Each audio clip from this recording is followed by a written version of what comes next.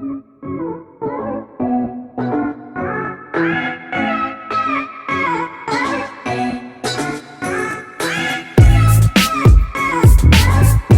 Students, तो आज का हमारा टॉपिक है alpha particle scattering experiment. Heading लगा लीजिए, अल्फा पार्टिकल स्कैटरिंग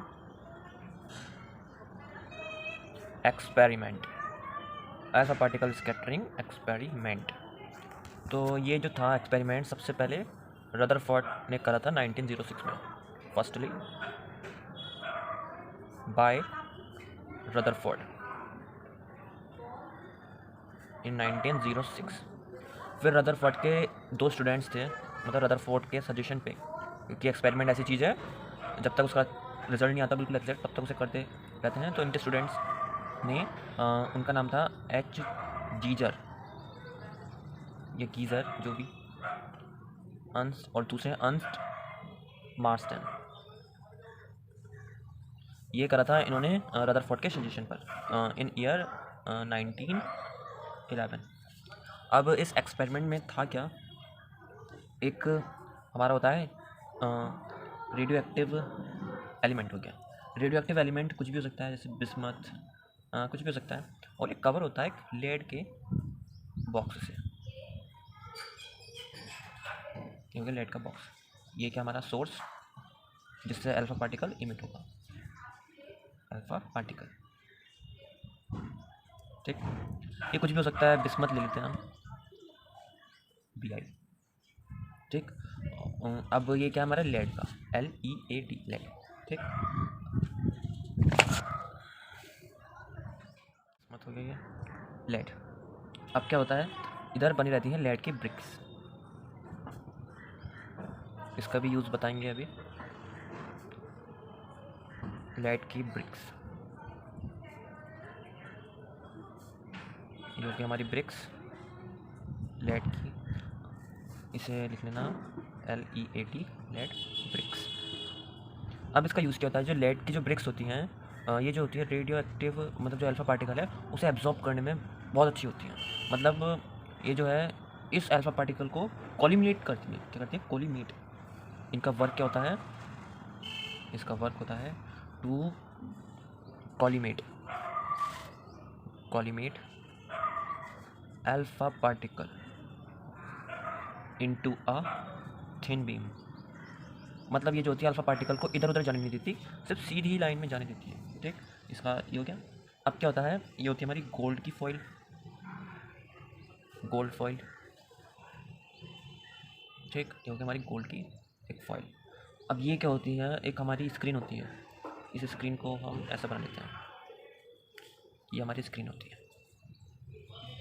जिस पे हम ऑब्जर्वेशन देखेंगे।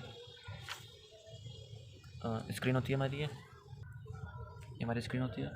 ये होती है हमारी ZNS की स्क्रीन, ZNS स्क्रीन। ठीक, अब हम इसकी वर्किंग देख लेते हैं, होता क्या है। ये जो ये जो है एलिमेंट, जो है रेडियो एक्टिव एलिमेंट, ये क्या इमिट करता है, अल्फ़ा पार्टिकल। तो अल्फ़ा पार्टिकल जो होता है इधर उधर नहीं जाता, अल्फ़ा पार्टिकल सिर्फ एक थिन बीम में जाता है। ये इसका वर्क है लेड ब्रिक्स का। अब क्या होता है, ये अल्फ़ा पार्टिकल इमिट हुआ, निकला निकला निकला निकला, और ये यहाँ पर पहुँच कर या तो ये सीधी डायरेक्शन में जाएगा, और या तो ये स्कैटर होगा।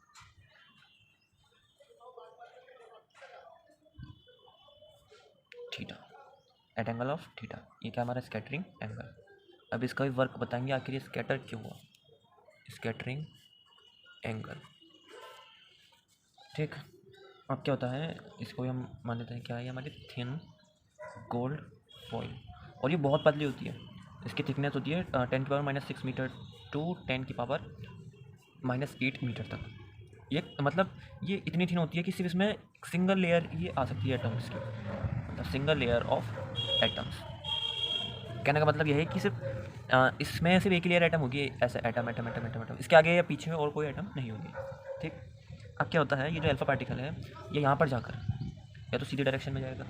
ठीक, अभी यहाँ से जो स्कैटर हुआ है, ठीक,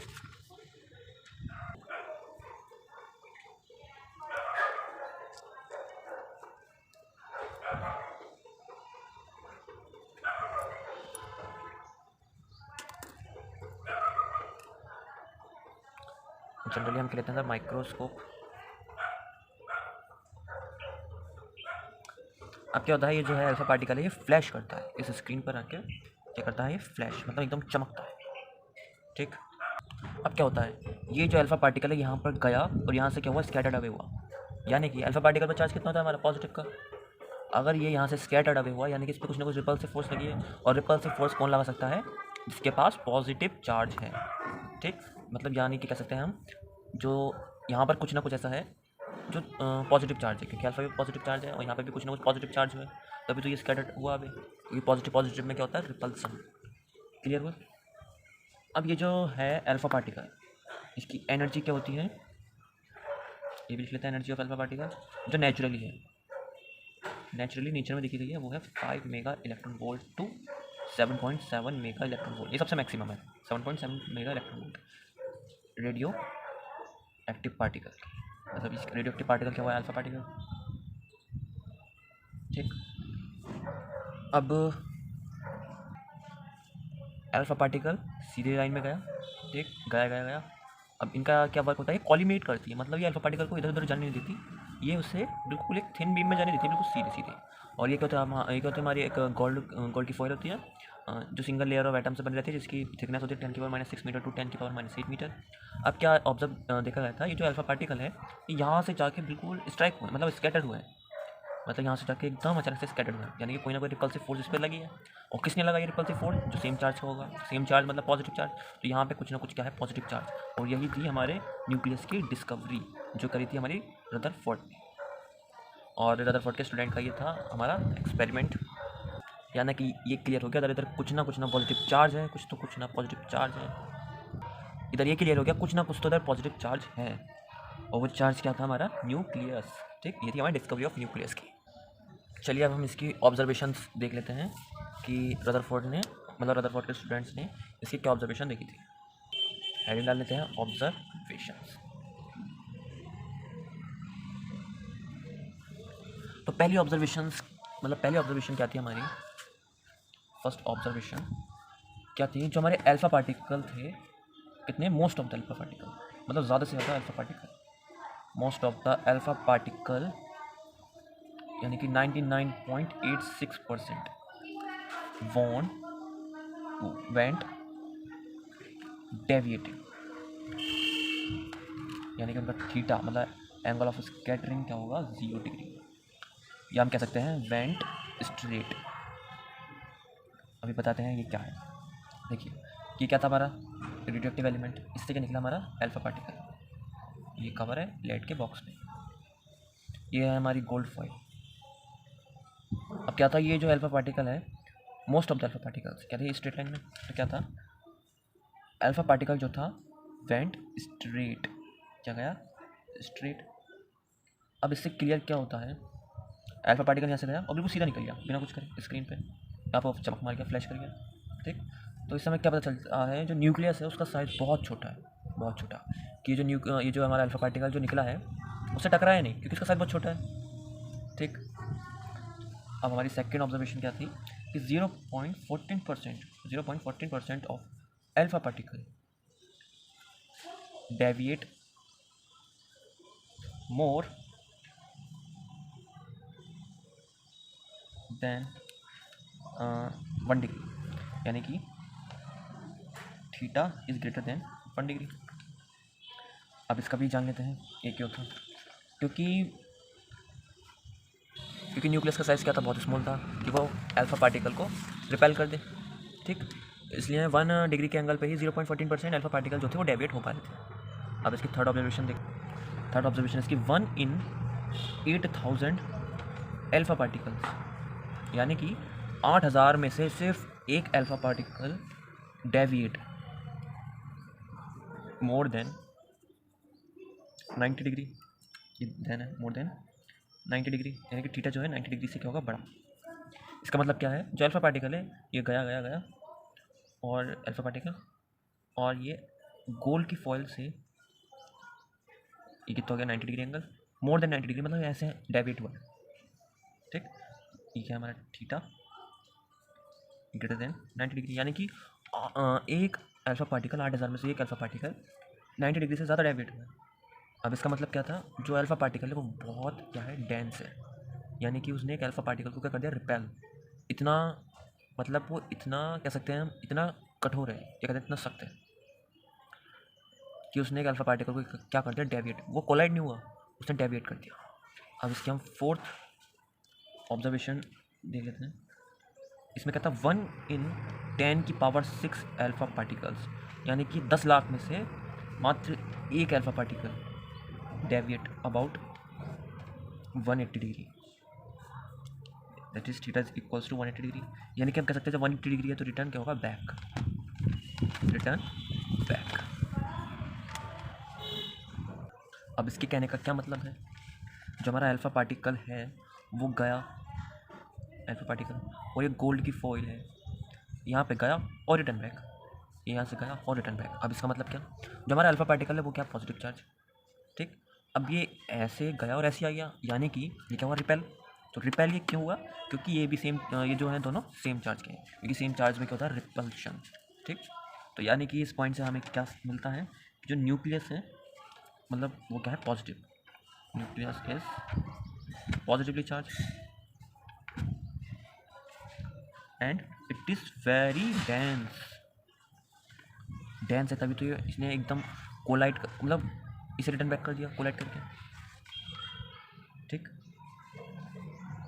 तो ये थी 4 ऑब्जर्वेशंस, जिसमें पहले में क्या था, जो most of the alpha particles जो थे बिल्कुल सीधे जा रहे थे, क्योंकि न्यूक्लियस ये होता है हमारा पूरा एटम होता है, ये पूरा एटम होता है, और न्यूक्लियस कितना सा होता है, तो अल्फा पार्टिकल गए कहीं यहाँ से गए, कोई यहाँ से जा रहा है, कोई यहाँ से जा रहा है, तो बिल्कुल सीधे निकल जा रहे थे।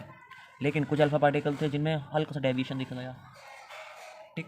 नेक्स्ट पेज पे समझाते हैं। यानी कि क्या देखा गया, ये क्या है हमारा एटम, और ये क्या हो गया, न्यूक्लियस पॉजिटिव चार्ज। यानी कि बहुत से अल्फा पार्टिकल जो थे वो कोई ऐसे निकल गया, कोई ऐसे, कोई ऐसे, कोई ऐसे, कोई ऐसे, कोई ऐसे, कोई ऐसे, मतलब काफ़ी सारे रास्ते हैं सीधे जाने के। तो हम तो इसका मतलब क्या हो गया, most of the alpha particle went straight. अब दूसरा पॉइंट क्या था, कुछ अल्फा पार्टिकल जो जा रहे थे उनमें हल्का सा डेविएशन देखा गया, हल्का सा, ज़्यादा नहीं, 1 डिग्री का, ठीक, ज़्यादा नहीं, 1 डिग्री का। अब हमारे तीसरा पॉइंट में क्या था, जो अल्फा पार्टिकल है उसे 90 डिग्री पर स्कैटर्ड किया, मतलब मोर देन 90 डिग्री। तो 90 डिग्री क्या हुआ ये, और मोर देन, क्योंकि ये इतने डिग्री एंगल पे क्या कर दिया, स्कैटर्ड। और फोर्थ पॉइंट पे क्या था, ये जो हमारा अल्फा पार्टिकल गया मूव बैक, बिल्कुल न्यूक्लियस से टकरा, बिल्कुल न्यूक्लियस से टकरा कर मूव बैक, रिटर्न बैक। तो ये थी हमारी कुछ ऑब्जर्वेशंस। अब हम इसका एक ग्राफ बना लेते हैं, GRAPH ग्राफ। तो ये रहा हमारा ग्राफ।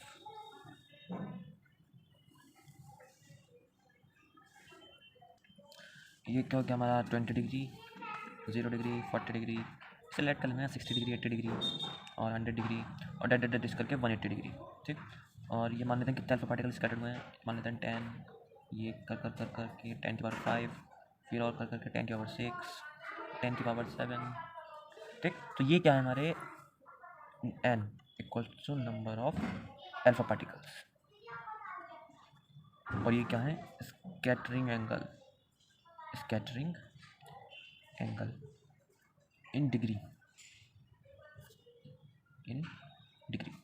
अब क्या था, हमने ये ऑब्जर्वेशन देखा था कि ज़्यादा से ज़्यादा जो थे 99.86% अल्फा पार्टिकल स्कैटर्ड नहीं हुए। तो मतलब कि यहाँ पे 0 एंगल पे अप्रॉक्सीमेट इतना 10⁻7 अल्फा पार्टिकल्स स्कैटर्ड नहीं हुए, वो स्कैटर्ड हुए 0 डिग्री एंगल पर, यानी कि बिल्कुल सीधे चले गए।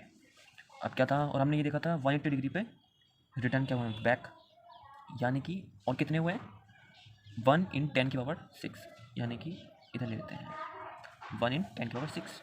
तो ये ग्राफ कुछ ऐसा बनेगा, मतलब जैसे जैसे हमारा एंगल बढ़ रहा है उस हिसाब से number of alpha particle scattering, मतलब scattering of number of alpha particle घट रही है।